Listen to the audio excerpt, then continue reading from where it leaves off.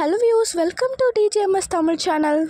சுவாரஸ்யமாக போயிட்டு இருக்க மகாநதி சீரியலுக்கான அடுத்தடுத்து வர எபிசோட்ஸை பற்றி இந்த வீடியோவில் பார்த்து தெரிஞ்சுக்கலாங்களா? வெண்ணிலா ரொம்பவே டார்ச்சர் பண்ணுறதுனால எப்படிங்க உண்மையை சொல்லாமல் இருக்க முடியும்? விஜயும் பாவம் இல்லை, அதனால என்ன பண்ணுறாரு, உண்மையை உளறி கொட்டுறாரு. எனக்கு ஏற்கனவே கல்யாணம் ஆயிடுச்சு வெண்ணிலா அப்படின்னு சொல்லிட்டு. கேட்ட வெண்ணிலாவுக்கும் பயங்கர ஷாக்கிங்காக இருக்குது. என்ன விஜய் சொல்கிறீங்க, உண்மையாலுமே சொல்கிறீங்களா? பொய் சொல்லாதீங்க, என்னை ஏமாத்துறதுக்கு தானே நீங்கள் சொல்லிட்டு இருக்கீங்க அப்படின்னு சொல்லிட்டு வெண்ணிலாவும் கேட்க, இல்லை வெண்ணிலா, நான் சொல்கிறத நம்பு. இவ்வளோ தூரம் சொல்லியும் நம்பாமல் இருக்க வெண்ணிலாவுக்கு வேறு என்னங்க பண்ண முடியும்? மொபைலில் இருக்க தன்னோட கல்யாண ஃபோட்டோவை எடுத்து காட்டுறாங்க. இங்கே பாரு இந்த ஃபோட்டோவை, இவங்க தான் என்னோட மனைவி அப்படின்னு சொல்லிட்டு. பார்த்த வெண்ணிலாவால் தாங்கிக்கவே முடியலங்க. என்ன பண்ணுறது, விஜயை ரொம்பவே ஆழமாக லவ் பண்ணியிருக்கேன் அப்படின்னு சொல்கிறாங்க. இதனால் ரொம்பவே தாங்கிக்க முடியாமல் பயங்கரமாக அழவும் ஆரம்பிக்கிறாங்க. இது எல்லாத்தையுமே பார்த்துட்டு இருந்த தாத்தா பாட்டிக்கு ரொம்பவே வருத்தமாக இருக்குது. ஏன்னா இப்படிலாம் நடக்குது, இவ்வளோ கஷ்டப்படுறாங்களே அப்படின்றத விட தன்னோட பேரனோட நிலைமையை நினச்சி ரொம்பவே வருத்தப்படவும் ஆரம்பிக்கிறாங்க. ஆனால் இன்னொரு பக்கம் ராகினி என்ன பண்ணுறாங்க, பயங்கர சீனாக போயிட்டுருக்கே அப்படின்னு சொல்லிட்டு ரொம்பவே சந்தோஷத்தோடு இருக்காங்க. சரி நம்ம அமைதியாகவே இருப்போம், என்னதான் நடக்குதுன்னு பார்ப்போம் அப்படின்னு சொல்லிட்டு என்ன பண்ணுறாங்க, ராகினியோட மைண்ட் வாய்ஸ்லேயே நினச்சிட்டு இருக்காங்க. இந்த பக்கம் ரொம்பவே தாங்கிக்க முடியாத வெண்ணிலா விஜய் கிட்ட பேசி பேசி அப்படியே என்ன பண்ணுறாங்க, மயக்கம் போட்டு விழ. இதை பார்த்த விஜய்க்கு பயங்கர அதிர்ச்சி ஆகுது. ஒரு பக்கம் கோயிலுக்கு ரொம்ப நேரமாக காத்துட்ருக்காங்க காவேரி ரொம்ப எக்ஸ்பெக்டேஷனோட இருக்காங்க. ஆனால் விஜய் அந்த இடத்துக்கு ஒன்றும் வரல. என்னாச்சு இவருக்கு, வரேன் தானே சொன்னார், ஏன் இவ்வளோ நேரமாக ஆளை காணோம்? நம்ம தான் ஒரு விஷயம் பேசணும்னு சொல்லிட்டு அவர்கிட்ட சொல்லியிருக்கோம், அதையும் மாரி அவர் ஏன் இன்னும் வரல அப்படின்னு சொல்லிட்டு ரொம்பவே ஏக்கத்தோடு காத்துட்ருக்காங்க. ரொம்பவே ஏமாற்றம் அடைகிற மாதிரி இருக்குது காவேரியோட நிலைமை. இன்னொரு பக்கம் மயக்கம் போட்டு விழுந்த வெண்ணிலாவை பார்த்ததும் எல்லாருமே பதட்டம் அடைய. அதுக்கப்புறம் நர்ஸை கூப்பிட்டு சரி கூப்பிட்டுட்டு போய் படுக்க வையுமா அப்படின்னு சொல்லிட்டு என்ன பண்ணுறாங்க, படுக்க வைக்கிறாங்க வெண்ணிலாவை.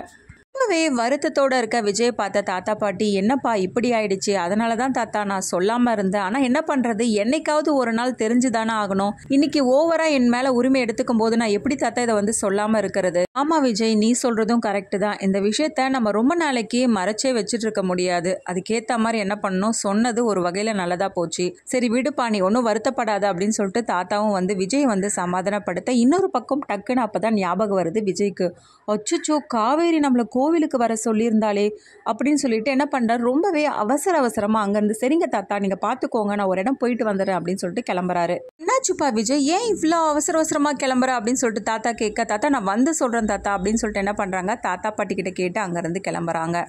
ஒரு பக்கம் ராகினியோட மனசுக்குள்ள என்ன ஒரு பெரிய பிரளயமே வெடிக்கும்னு பார்த்தா சப்புன்னு முடிஞ்சிடுச்சு அப்படின்னு சொல்லிட்டு என்ன பண்ணுறாங்க, ராகினியோட மைண்ட் செட்டுக்குள்ளே அப்படியே யோசிக்கிறாங்க.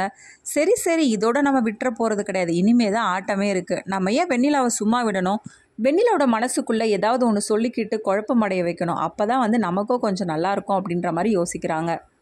கிட்ட கல்யாணம் ஆயிடுச்சுன்னு சொன்னால் அதோட விட்டுற முடியுமா? இனிமேல் வெண்ணிலா கிட்ட நான் என்னென்னலாம் சொல்ல போகிறேன் பாருங்கள். இனிமேல் அவளை ஏற்றி தான் விட போகிறேன்.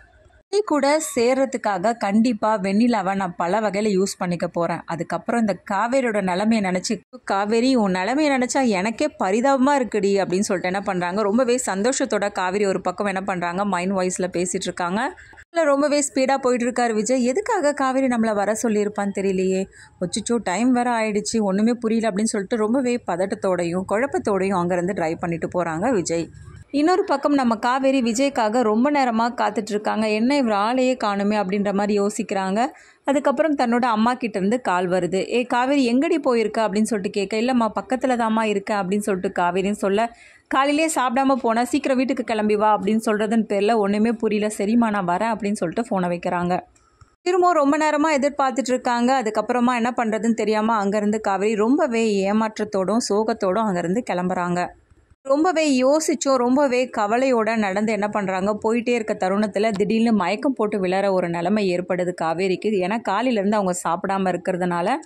இந்த தருணத்தில் எதர்ச்சியாக வந்த நிவின் என்ன பண்ணுறாங்க, காவேரியை பார்த்துட்டு அதுக்கப்புறம் என்ன பண்ணுறாங்க, சரி என்னாச்சு காவேரி அப்படின்னு சொல்லிட்டு பதட்டம் அடையிறது மட்டும் இல்லாமல், ஒன்றும் இல்லை நிவில், காலையிலேருந்து சாப்பிடல, அதான் ஒரு மாதிரி கேர் ஆகிடுச்சின்னு சொல்லவே பக்கத்தில் இருக்க ஜூஸ் கடைக்கு போனதுக்கப்புறமா நிவின் என்ன பண்ணுறாங்க, காவேரிக்கு ஜூஸ் வாங்கி தராங்க.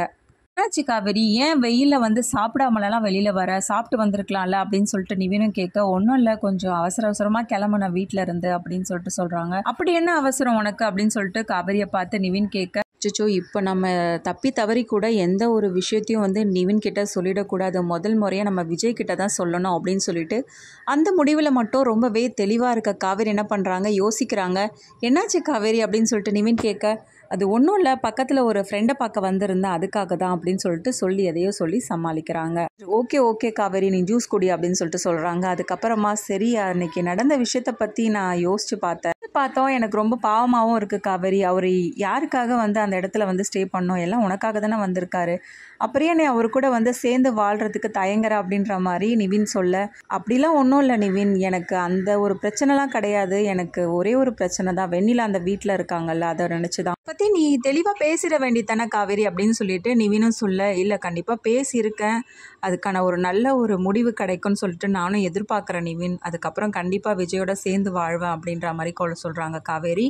ஓகே ஓகே, ரொம்ப சந்தோஷம் காவேரி அப்படின்னு சொல்லிட்டு என்ன பண்ணுறாங்க நிவின் சொல்கிறாங்க, சரிவா நானே உன்னை ட்ராப் பண்ணிடுறேன் அப்படின்னு சொல்லிட்டு சொல்ல, இல்லை பரவாயில்ல இருக்கட்டும் நிவின், ஆட்டோ பிடிச்சி போயிடுறேன் அப்படின்னு சொல்லிட்டு அங்கேருந்து கிளம்புறாங்க காவேரி. இன்னொரு பக்கம் விஜயும் நம்ம வெண்ணிலா கிட்ட உண்மையை சொன்ன விஷயத்தை பற்றி எப்படியாவது காவேரி கிட்ட சொன்னால் அவர் ரொம்பவே சந்தோஷப்படுவா அப்படின்னு சொல்லிட்டு ரொம்பவே சந்தோஷத்தோடு என்ன பண்ணுறாரு, டிரைவ் பண்ணிவிட்டு அதுக்கப்புறம் கோயில்கிட்ட வந்துட்டாரு. கோயிலில் வந்ததுக்கப்புறமா காவேரி எங்கே இருக்க, ஆளை காணுமே அப்படின்னு சொல்லிட்டு சுற்றி முற்றி தேடுறாங்க, காவேரி கிடைக்கல. என்னாச்சுன்னு தெரியலையே, காவேரி எங்கே போனா அப்படின்னு சொல்லிட்டு என்ன பண்ணுறாங்க, ரொம்பவே குழப்பத்தோடு அங்கேருந்து கிளம்புறாரு. காவேரிக்கு ஃபோன் பண்ணி பார்க்குறாங்க, ஃபோன் ரீச் ஆகலை. அதுக்கப்புறம் என்ன ஆச்சுன்னு தெரியலையே அப்படின்னு சொல்லிட்டு என்ன பண்ணுறாங்க, அதே குழப்பத்தோடு அங்கேருந்து காவேரியை தேடி வீட்டுக்கு போகிறாரு. வீட்டுக்கு போன காவேரியை பார்த்து அவங்க அம்மா, எங்கடி போயிருந்த இவ்வளோ நேரம் அப்படின்னு சொல்லிட்டு கேட்க, ஒன்றும் இல்லைம்மா, ஃப்ரெண்டை பார்த்துட்டு அப்படியே பக்கத்தில் இருக்க கோயில் வரைக்கும் போயிட்டு வந்தம்மா அப்படின்னு சொல்லிட்டு காவேரி சொல்ல, கோவிலுக்கு போகிறதெல்லாம் இருக்கட்டும்டி, ஏண்டி வேலைக்கு சாப்பிட்ணும்லாம் தெரியாதா, காலையில் டிஃபன் செஞ்சு வச்சுருக்காங்கல்ல, அதை சாப்பிட வேண்டியது தானே, கண்டதையும் சாப்பிட்டுட்டு வயிறு சரியில்லை அது சரியில்லைன்னு சொல்லிட்டு சரியா அப்படின்னு சொல்லிட்டு என்ன பண்ணுறாங்க, சாரதம்மா கத்த ஆரம்பிக்கிறாங்க. அம்மா எனக்கு பசிக்கலம்மா, அதனால தான் நான் சாப்பிடாம கிளம்புனேன், இப்போ என்ன நான் சாப்பிடணும் அதுதானே உங்களுக்கு அப்படின்னு என்ன பண்ணுறாங்க, அவசரமாக அப்புறம் டிஃபன் எடுத்து சாப்பிட ஆரம்பிக்கிறாங்க. திரும்ப காவேரிக்கு ஒரு மாதிரி கொமட்டலாக இருக்குது. இந்த பக்கம் காவேரியை தேடி வர விஜய்க்கு சடனாக ஒரு ஃபோன் கால் வருது. அதுக்கப்புறமா என்ன பண்ணுறாங்க, இதோ வரேன் அப்படின்னு சொல்லிட்டு அங்கேருந்து என்ன பண்ணுறாங்க, காவேரியை மீட் பண்ணாமல் அங்கேருந்து கிளம்பிடுறாங்க. ஃபோன் கால் விஜய்க்கு எங்கேருந்து வந்திருக்கோம், அதை விட என்ன முக்கியமான விஷயம், காவேரி தான் வர சொல்லியிருக்கா போல். காவேரியை மீட் பண்ண முடியாமல் இருக்க தருணத்தில் காவேரி விட்டு அதை விட முக்கியமான விஷயமா எங்கே போகிறாரு விஜய், இது எல்லாத்தையுமே தெரிஞ்சுக்கணுமா, அப்போ மறக்காமல் நம்மளோட சேனலை சப்ஸ்கிரைப் பண்ணிக்கோங்க. கூடவே இருக்க அந்த பெல் ஐக்கனும் கிளிக் பண்ணிவிடுங்க, அப்போ தான் நான் போடுற அடுத்தடுத்த வீடியோஸ் உங்களுக்கு நோட்டிஃபிகேஷனில் வரும். ஓகே வியூஸ், தேங்க்ஸ் ஃபார் வாட்சிங் திஸ் வீடியோ.